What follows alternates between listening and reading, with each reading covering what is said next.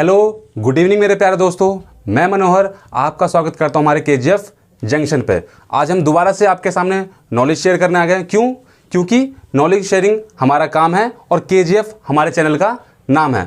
तो बच्चों, आज हम अपनी वर्ड ज्ञाता सीरीज की क्लास 3rd के साथ दोबारा से यहाँ पे उपस्थित हुए हैं। अगर आपने हमारी क्लास 1st और क्लास 2nd नहीं देखी है तो डिस्क्रिप्शन में उसका लिंक दिया हुआ है, आप जाके उस क्लास को भी एंजॉय कर सकते हैं। चलिए बच्चों, अपनी आज की क्लास स्टार्ट करते हैं।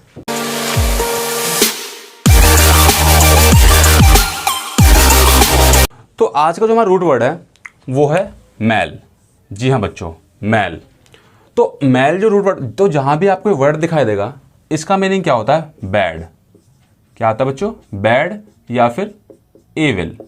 बैड का मतलब भी बुरा और ईविल का मतलब भी बुरा के रूप में ही होता है। देखिए, इसको याद करने का एक और तरीका देखिए मैल जो हम वर्ड बोलते हैं मैल, तो मैल का मतलब अपने मैल क्या, जब शरीर से जब मैल निकलता है तो गंदा ही तो होता है वो। तो मैल से याद हो गया आपको बैड, कि जहां पे मैल वर्ड आए उसका मतलब बैड होता है या फिर ईविल होता है। अब देखते हैं इससे वर्ड फॉर्मेशन कैसे होती है। तो पहला वर्ड, जो हमारा पहला वर्ड है वो है मेलेवोलेंट। क्या है बच्चों? मेलेवोलेंट। आपको दिख रहा है कि यहाँ पे देखो, भले ही आपको उसका मीनिंग ना पता हो, लेकिन आपको ये दिख रहा होगा कि मैल, इसका मीनिंग क्या होगा? बैड। और बच्चों देखिए, जहां भी ये वर्ड है वोलेंट, जहां भी ये वर्ड आएगा वोलेंट, इसका मतलब क्या होता है? ये भी एक रूट है, इसका मतलब विल या फिर चॉइस। विल या फिर चॉइस। विल मतलब इच्छा, ठीक है बच्चों। तो बैड विल मतलब जब हम किसी के लिए विशिंग इविल टू अदर, जब हम किसी के लिए बुरा सोचते हैं, जब हम किसी के लिए बुरा सोचते हैं तो उसे कहते हैं मेलेवोलेंट, या फिर एक ऐसा इंसान जो दूसरों के लिए बुरा सोचता हो। इसको हम एक और वर्ड बोल सकते हैं, इल विल। बच्चों, इल का मीनिंग हमेशा बीमार नहीं होता, इल का मतलब बुरा भी होता है। जब हमारी किसी के प्रति बुरी इच्छा होती है तो उसे हम इल विल कहते हैं। तो ऐसे इंसान को क्या बोलते हैं? मेलेवोलेंट। क्या बोलते हैं बच्चों? मेलेवोलेंट। ठीक है। अगर मैं इसे हिंदी बोलना चाहूँ तो बोल सकता हूँ बुरा या बुराई या फिर नुकसानदेह। हम ऐसे वर्ड इनको बोल सकते हैं। तो चलिए बच्चों, यहीं से मैल का मतलब होता है बैड। आपको याद होगा पिछली क्लास में मैंने सिखाया था आपको बीन या बैनी, जिसका मीनिंग क्या होता है? अच्छा। तो देखिए, यह है मेलेवोलेंट। अगर मैं आपसे यहाँ पे बात करूँ कि इसका अपोजिट क्या होगा, इसका एंटोनिम्स क्या होगा, तो इसका एंटोनिम्स क्या होगा बच्चों? बेनेवोलेंट। BENEVOLENT। वही बीन। बीन का मीनिंग क्या होता है बच्चों? मैंने सिखाया था आपको उस दिन। इसका मीनिंग क्या होता है? गुड। और वोलेंट में अभी था आपको विल, मतलब जब किसी के प्रति अच्छी इच्छा हो। तो बेनेवोलेंट, बेनेवोलेंट किस बंदे को कहते हैं? ये उन्हें कहते हैं जो दूसरों के प्रति हेल्पफुल हो या दूसरों के लिए अच्छा काम करे, एक दिल से अच्छा इंसान हो। तो यही से मैं पता चल गया कि मेलेवोलेंट का अपोजिट क्या होता है? बेनेवोलेंट। मैल मतलब बुरा और बैनी मतलब अच्छा। ये रूट वर्ड मैंने आपको पिछली क्लास में भी सिखाए थे।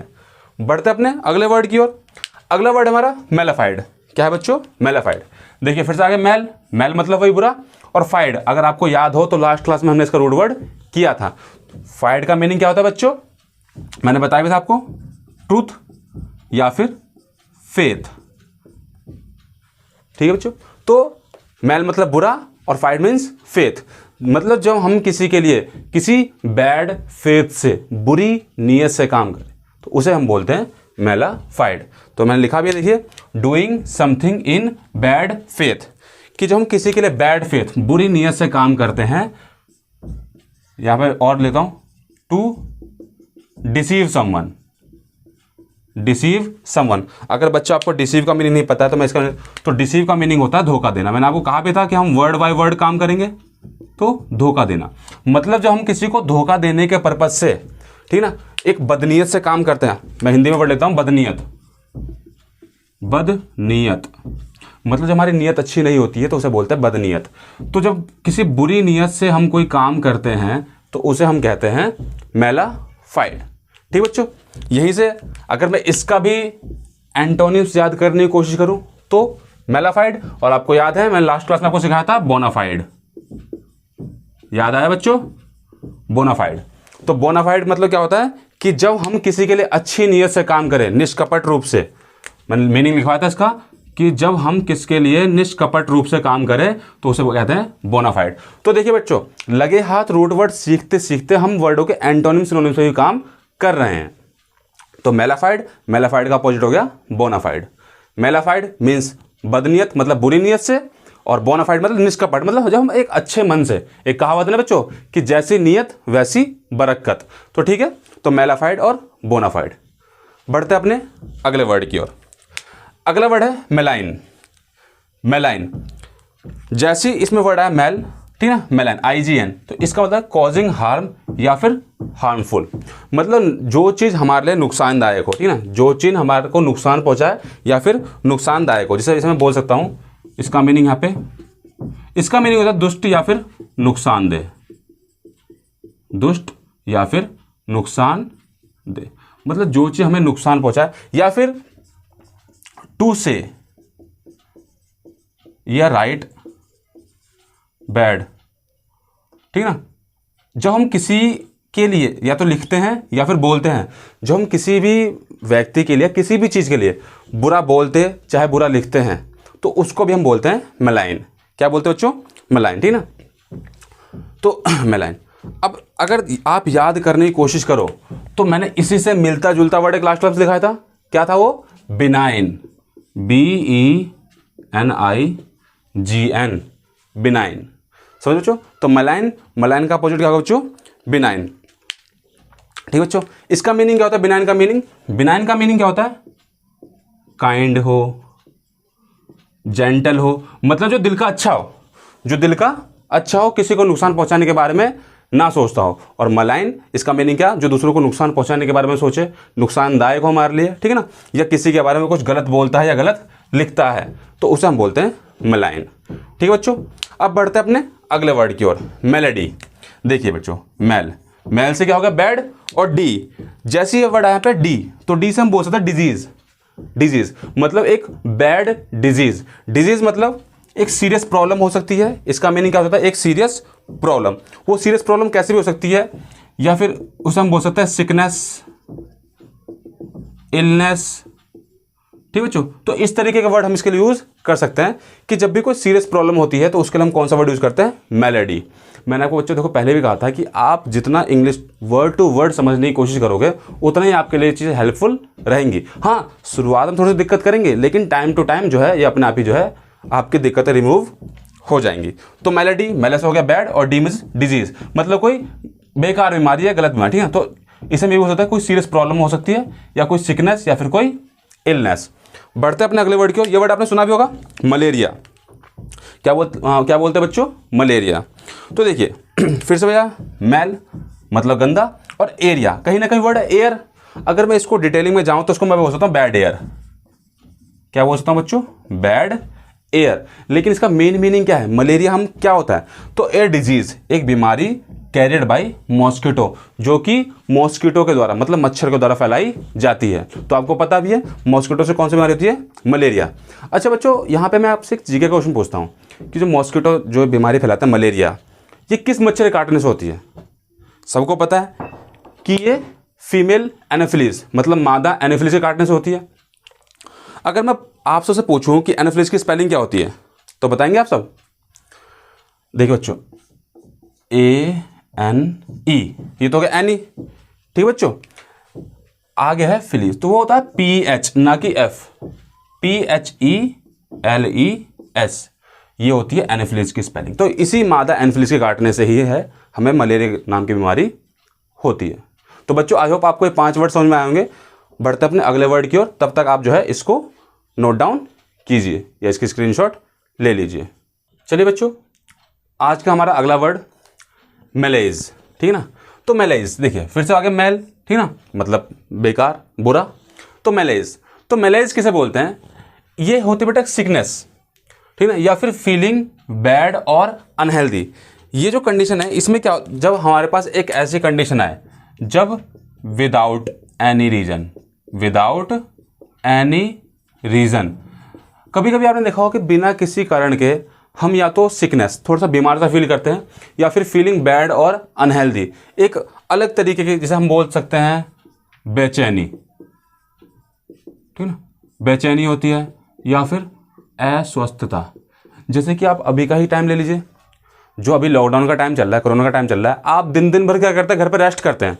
लेकिन दिन भर रेस्ट करने के बाद भी अगर आप रात को उठते हो तो ऐसा लगता है कि हमारे शरीर में दर्द हो रहा है, दिक्कत हो रही है, बुखार हो रहा है। तो एक जो वो कंडीशन है उसे बोलते हैं मैलेज।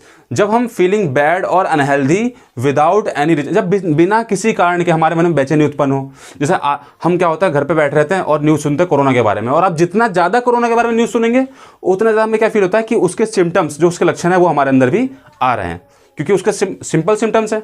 तो उन लक्षणों को हम अपने अंदर फील करते हैं और हमें भी ऐसा लगता है कि हमें भी कुछ ना कुछ ऐसी बीमारियां हैं। तो वो जो एक स्थिति बनती है बेचैनी की, अस्वस्थता की, उसी को बोलते हैं हम मैलेज। ठीक है बच्चों, बढ़ते हैं अपने अगले वर्ड की ओर। अगला वर्ड है मैलीफैक्टर। ठीक है ना, मैलीफैक्टर। तो ये वर्ड आ गया तो आप अपना समझ जाते हो कि भाई अब तो इसका मीनिंग बैड होगा, है ना। फैक्टर, फैक्टर मतलब जो किसी भी काम को करने के लिए प्रभावित करता है उसे बोलते हैं फैक्टर। तो मैलीफैक्टर, इसका मीनिंग क्या होता है, one who commits a crime. क्योंकि मैली है तो मतलब बुरा काम, कि जो एक क्राइम करता है या फिर समथिंग रॉन्ग, या जो कुछ गलत काम करता है तो उसे बोलते हैं मैलीफैक्टर। अगर मैं इसका मीनिंग हिंदी में लिखना चाहूं तो मैं बोल सकता हूं कुकर्मी। कुकर्मी मतलब कर्म जो हमारे काम होता है, और कू का मीनिंग होता है बुरा। जो हमारे बुरे काम होते हैं उनको हम कहते हैं, ठीक ना। तो जो इंसान ऐसे काम करता है उसे बोलते हैं मैलीफैक्टर। बच्चों आपको ध्यान आ रहा होगा, मैंने इसका अपोजिट आपको कल कराया था मैलीफैक्टर। इसका अपोजिट क्या होगा बच्चों, हाँ बेनिफैक्टर, BANEFACTOR, बेनिफैक्टर। बेन मतलब अच्छा, सॉरी बच्चों, ठीक ना, बेनिफैक्टर बी, ठीक है, बी माने अच्छा और फैक्टर मतलब करने वाला। तो एक ऐसा इंसान जो कि हेल्प करता हो, चैरिटी करता हो, बड़ी बड़ी ऑर्गेनाइजेशन में वहां पे पैसे देता हो, जो दान धर्म का काम करता हो, उसे बोलते हैं बेनिफैक्टर। तो आपको दिख गया कि मैलीफैक्टर उसका अपोजिट होता है बेनिफैक्टर। ठीक है ना, एक मिनट बच्चों, सॉरी, ठीक है ना। तो मैलीफैक्टर इसका अपोजिट होता है बेनिफैक्टर। ठीक है ना। अगला वर्ड है मैलेज। ठीक है ना, इसे मैलेज चाहे मैलाइज कुछ ही बोल सकते हैं। तो मैलेज, तो यह क्या होता है, अ विश या डिजायर। देखिए विश या डिजायर इसका मीनिंग होता है इच्छा। ठीक है ना, देखिए हम वर्ड बाय वर्ड भी उसका मीनिंग समझने की कोशिश कर रहे हैं। टू हर्ट, हर्ट मतलब नुकसान पहुंचाना। जब हम किसी ऐसी इच्छा से, एक वही इल विल, कि जब हम एक ऐसी इच्छा करते रखते हैं कि दूसरों को नुकसान पहुंचाने की, तो उसे बोलते हैं मैलेज। ठीक है बच्चों, अ विश या फिर डिजायर टू हर्ट अदर। ठीक है ना। अगला वर्ड पढ़ते हैं मेलेडोर। ठीक है ना, मेलेडोर।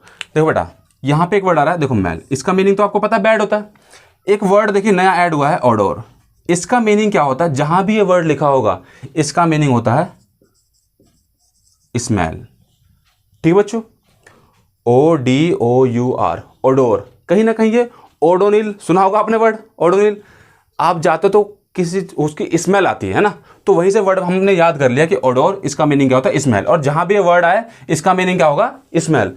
तो मैल माने बैड और ओडोर मीन्स स्मेल। तो एक हम बोल सकते हैं एक बैड स्मेल, ठीक ना, या फिर एक अनप्लीजेंट। अच्छा ये अनप्लीजेंट का मीनिंग क्या होता है बच्चों, एक वर्ड होता है प्लीजेंट। प्लीजेंट में सुखद, मतलब हम बिल्कुल कोई टेंशन नहीं है, उस स्थिति को बोलते हैं प्लीजेंट। अनप्लीजेंट उसका अपोजिट, जब कोई दिक्कत हो, ठीक है ना, कोई बेचैनी टाइप को, तो मेलेडोर मतलब एन अनप्लीजेंट स्मेल। हमारा अंतिम वर्ड है आज का इसका मैलेडिक्शन। ठीक बच्चों, मैलेडिक्शन। यहां पे बच्चों देखिए एक और वर्ड आया है डिक्शन। क्या वर्ड आया बच्चों, डिक्शन। अगर मैं इस वर्ड को एक्सप्लेन करूं तो इस वर्ड का अगर मैं हिंदी में देखूं, ठीक है, तो इसको हम बोल सकते हैं उच्चारण, उच्चारण, या फिर हम बोल सकते हैं शब्द चयन। मतलब हम अपने उच्चारण में, अपने प्रोनाउंसिएशन में जब कुछ सिलेक्टेड वर्डों को यूज करते हैं तो उसे बोलते हैं डिक्शन। ठीक है ना, ठीक है बच्चों, इसे क्या बोलते हैं डिक्शन। ठीक है, द वे या जिस, ठीक है ना, टू प्रोनाउंसिएशन। ठीक है, मतलब हम जिस तरीके से अपनी बातों को प्रोनाउंसिएट करते हैं, बोलते हैं, उसे हम बोलते हैं डिक्शन। ठीक है बच्चों, तो देखिए, और मैल मतलब बुरा और डिक्शन मतलब बोलना, उच्चारण करना। तो आपको समझ में आ गया कि मैलेडिक्शन मतलब बुरी बातों को बोलना।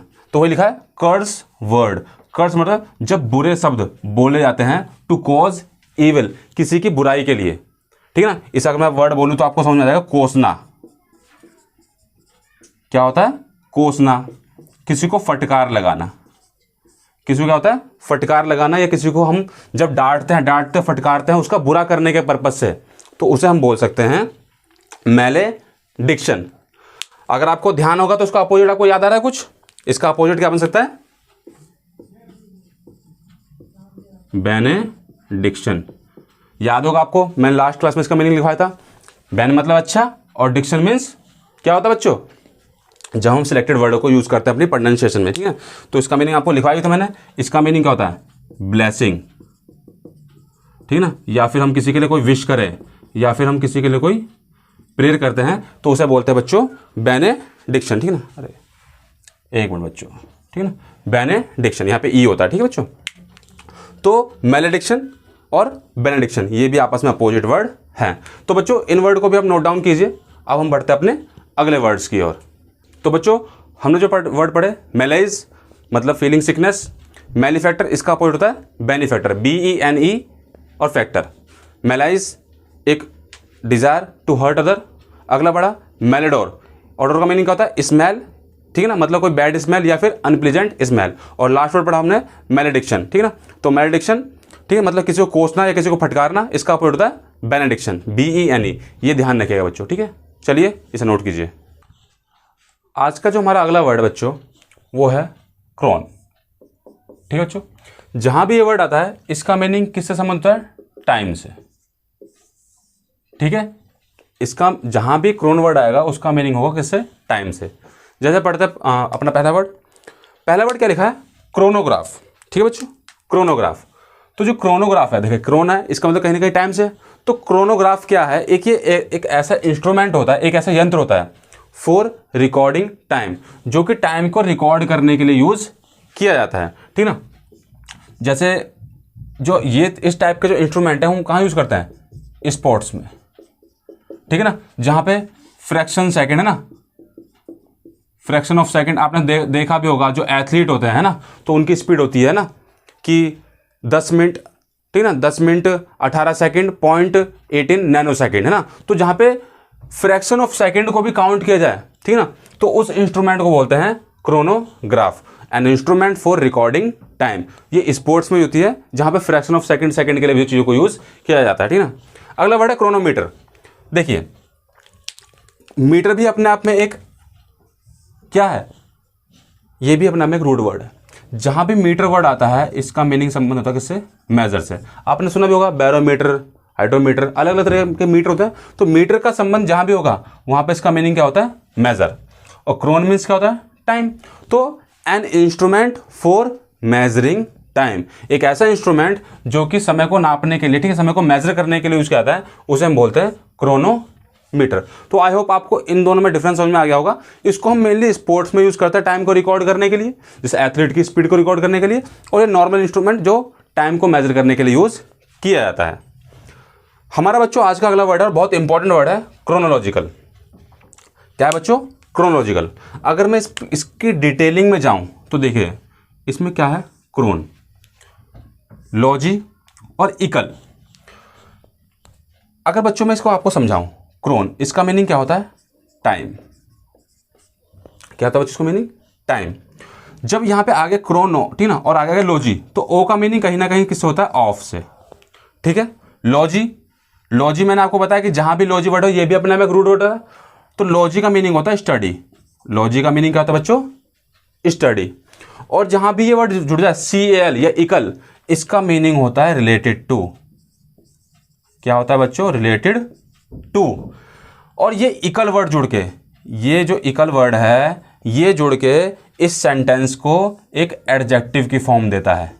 किसकी फॉर्म देता है बच्चों? एक एडजेक्टिव की, कि जिसके साथ भी ये इकल या CAL वर्ड जुड़ा होगा तो वो होता है आपका एडजेक्टिव। अगर मैं आपको एग्जांपल समझाने की कोशिश करूं तो मान लीजिए हम दो वर्ड लेते हैं। एक मैं वर्ड लेता हूं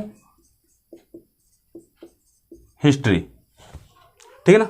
तो हिस्ट्री आपको पता है, इतिहास। लेकिन अगर मैं बोलता हूं हिस्टोरिकल, तो इसका मीनिंग क्या होगा? रिलेटेड टू हिस्ट्री, मतलब जहां भी इक्वल वर्ड आए इसका मीनिंग क्या होगा, रिलेटेड टू। समझे बच्चों इस बात को। और भी वर्ड है, जैसे मान लो हम बोलते हैं पॉलिटी या फिर पॉलिटिक्स कुछ भी बोलते हैं, और एक वर्ड बोलते हैं पॉलिटिकल। ठीक है बच्चों, तो जैसे वर्ड आ इक्वल तो इसका मीनिंग क्या होता है, रिलेटेड टू। तो रिलेटेड टू पॉलिटिक्स। तो और जब बच्चों ये किसी वर्ड के साथ CAL ये वर्ड जुड़ता है तो वो क्या बनाता है, एडजेक्टिव। और आपको पता ही है एडजेक्टिव क्या होते हैं, जो नाउन या प्रोनाउन को क्वालिफाई करते हैं। तो ये इक्वल ये आपको वर्ड ध्यान रहेगा। तो आते हैं अपने वर्ड की ओर, क्रोनोलॉजिकल। तो देखिए अगर मैंने ये हम बेटा वर्ड का ऑपरेशन करना सीख रहे हैं, अगर आप ये वर्ड का ऑपरेशन करना सीख गए ना तो आप किसी वर्ड की तह तक आराम से जा सकते हैं, बिना रट्टा लगाए उसको बहुत आसानी से समझ के और पढ़ सकते हैं। ठीक है बच्चों, तो हमने पढ़ा क्रोनोलॉजिकल। क्रोन का मीनिंग टाइम से, ओ ऑफ को शो कर रहा है, लॉजी मीन्स स्टडी, लॉजी अपना में एक रूट वर्ड है जिसका मीनिंग होता है स्टडी, और इक्वल, तो इक्वल का मीनिंग होता है रिलेटेड टू। लेकिन ये पूरा वर्ड जो है, जैसी वर्ड जुड़ा इक्वल, ये किसको बना रहा है, एक एडजेक्टिव को। ठीक है बच्चों, तो अगर मैं इसको पढ़ना चाहूँ तो क्या हुआ, related to study of time. तो देख रहे हैं कि हमने इस वर्ड को एक्सपेंड कर दिया, इसके हर एक मीनिंग को जांच लिया, तो यहीं से इसका पूरा मीनिंग निकल कर आ गया, मतलब related to study of time. तो इसको हम क्या बोलते हैं, क्रोनोलॉजिकल वर्ड हम कब बोलते हैं, क्रोनोलॉजिकल या फिर क्रोनोलॉजी, जब कोई भी जो सिस्टम है, कोई भी इवेंट है, तो arrange in the order in which events happen, मतलब जो घटनाएं हुई हैं उनको जब हम क्रम में लगाते हैं तो उसे बोलते हैं क्रोनोलॉजिकल। ठीक है बच्चों, हम ये वर्ड यूज भी करते हैं, क्रोनोलॉजिकल इवेंट, मतलब जो भी घटनाएं हुई हैं, जो भी इवेंट हुए हैं, उनको जो हम एक लाइन से अरेंजमेंट करते हैं तो उसे बोलते हैं बच्चों क्रोनोलॉजिकल। इस वर्ड को ध्यान से समझिएगा बच्चों, ठीक है ना, और इस चीज को भी समझिएगा। ठीक है, अब हम बढ़ते हैं अपने अगले वर्ड की ओर, क्रोनिक।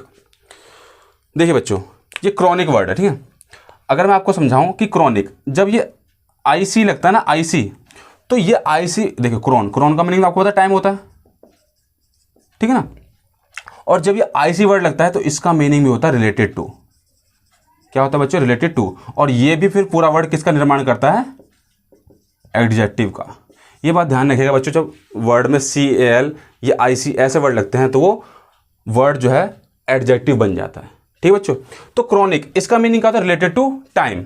रिलेटेड टू टाइम का मतलब क्या होता है बच्चों, कि जो continue for a long time, कि जो चीज़ एक लॉन्ग टाइम तक चलती है। जैसे मैं अगर बोलता हूं कि कोई डिजीज हो गई या फिर कोई प्रॉब्लम हो गई, ठीक है, मेनली जो हमारा जो क्रोनिक वर्ड है ये मेडिकल साइंस में यूज किया जाता है। कहाँ यूज किया जाता है बच्चों, मेडिकल साइंस का वर्ड है। ठीक है, आज हम बेटा पढ़ रहे हैं वर्ड साइंस।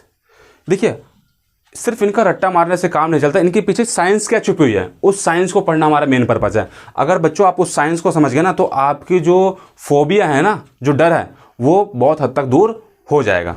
तो जो क्रोनिक वर्ड है ये हमारा मेनली किस में यूज है बेटा, मेडिकल साइंस में। जैसे हम बोलते भी हैं क्रोनिक डिजीज, जो एक लंबे टाइम से जो बीमारी चली आ रही है तो हम बोलते हैं ना क्रोनिक डिजीज, तो उसके लिए हम ये वर्ड यूज करते हैं। देखिए बच्चों, आपके मन में डाउट आ रहा होगा कि सर ये CAL है और यहाँ IC है, दोनों का मीनिंग रिलेटेड टू है और दोनों एडजेक्टिव है, तो दोनों में डिफरेंस क्या है।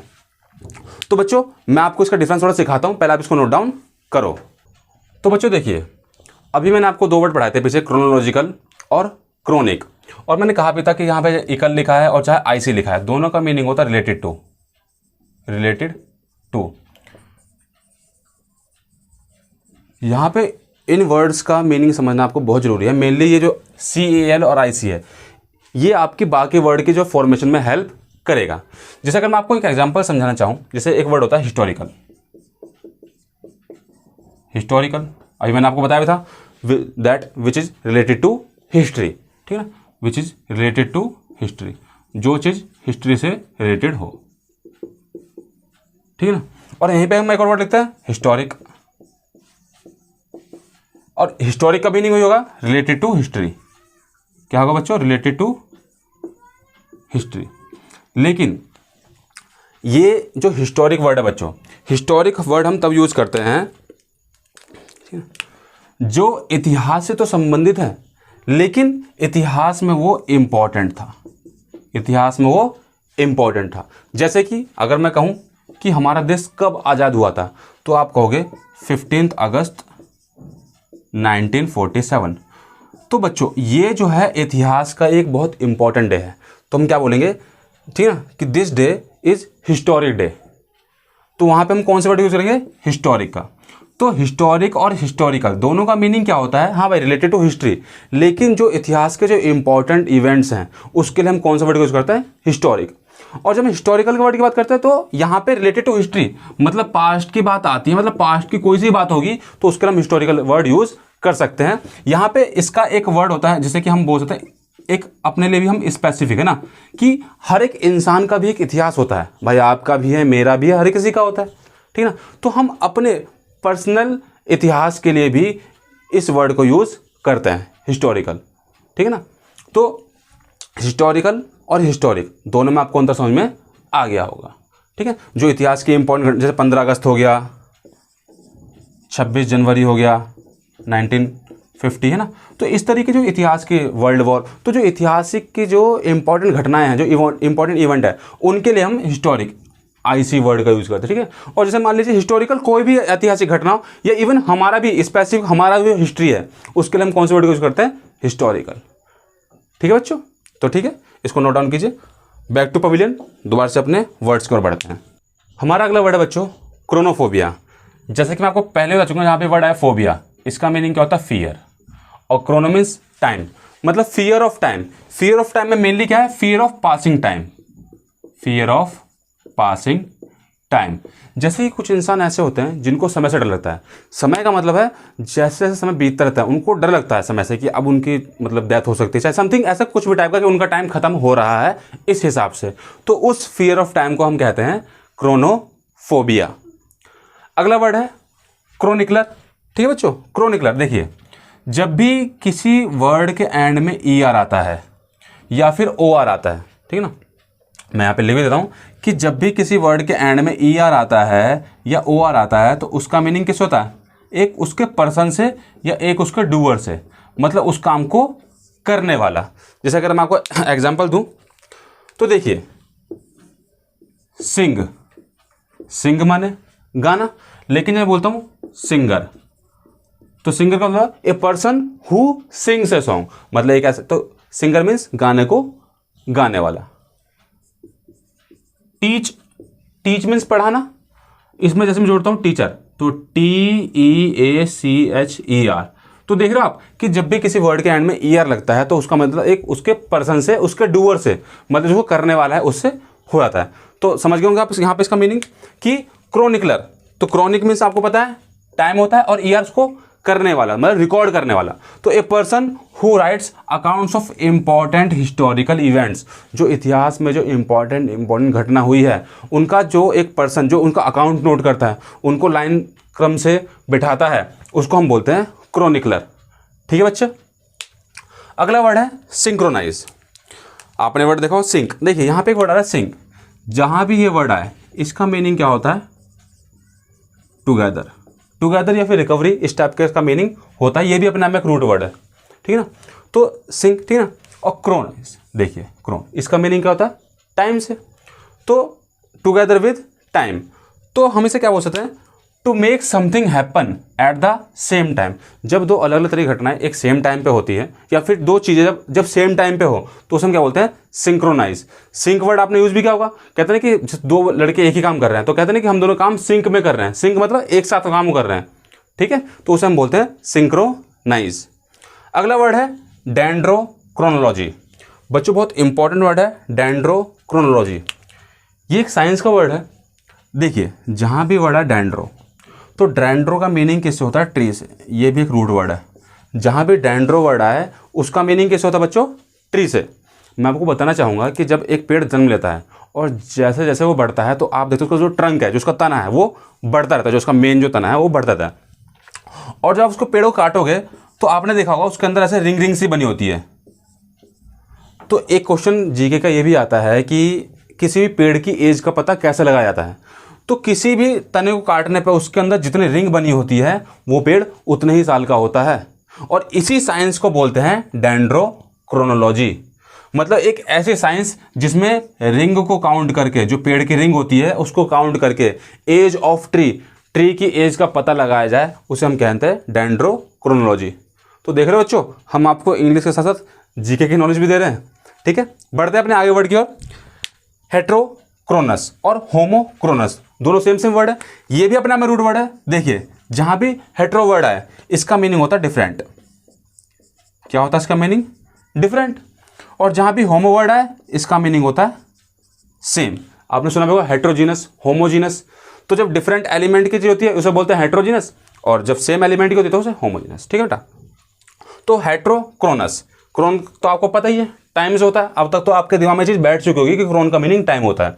तो हेट्रोक्रोनस मतलब ऑकरिंग एट डिफरेंट टाइम। जब दो चीजें अलग अलग टाइम पे होती हैं तो उसे बोलते हैं हम क्या? हेट्रोक्रोनस।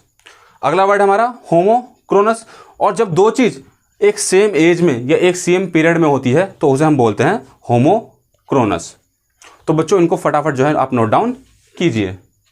तो बच्चों आपने देखा आज हमने सिर्फ दो रूट वर्ड को सीखा। कौन कौन से? पहला वर्ड हमने क्या सीखा था बच्चों? मेल, जिसका मतलब था बैड या फिर इवल। और सेकंड वर्ड सीखा क्रोन, जिसका मीनिंग होता है टाइम। लेकिन जब हम उसकी स्टडी कर रहे थे तो उसके साथ में हमने बहुत सारे अलग अलग वर्ड्स को भी सीखा, एंटोनिम्स को भी सीखा। ठीक है ना, उससे मिलते जुलते कुछ ग्रामेटिकल पार्ट को भी सीखा। तो हमारा जो ये सीखना सिखाना है इसी तरीके से चलता रहेगा। मैं उम्मीद करता हूं कि आपको मेरी ये क्लास समझ में आई होगी और बहुत हेल्पफुल भी लगी होगी। अगर आपको हमारी क्लास हेल्पफुल लगी है तो इसे अपने बाकी दोस्तों के साथ भी शेयर कीजिए ताकि उनकी भी हेल्प हो सके। अगर आपसे इसके संबंधित कुछ डाउट हैं तो आप मुझसे वो कमेंट बॉक्स में पूछ सकते हैं। तो चलिए बच्चों, मिलते हैं अपनी अगली क्लास में। तब तक घर रहिए, सेफ रहिए, हमारे रूट वर्ड्स की प्रैक्टिस करते रहिए। धन्यवाद।